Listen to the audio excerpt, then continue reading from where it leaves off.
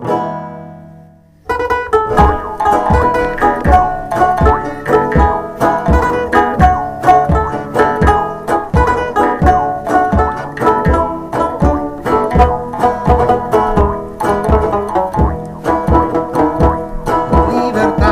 libertad, hermana, ¿dónde vas? Que te quiere degollar el de la transnacional.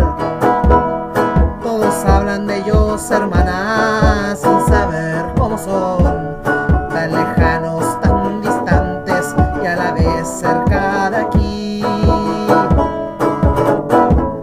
Vinieron hace 5 siglos para mi gente saquear.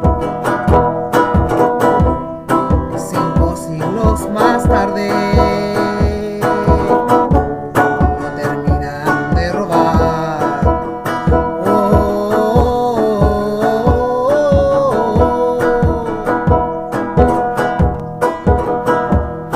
No somos dueños de la tierra, ni de los árboles, ni del sol. Tal vez dueños del silencio, y mañana tal vez no. Ya no es el oro y la plata lo que quiere el invasor.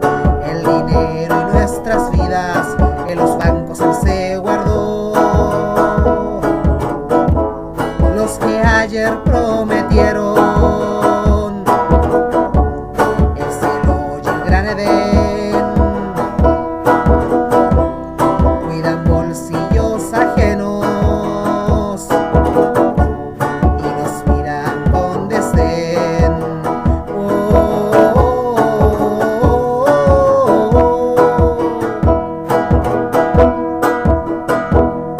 ¿Qué haremos, mi hermana, si te queremos salvar?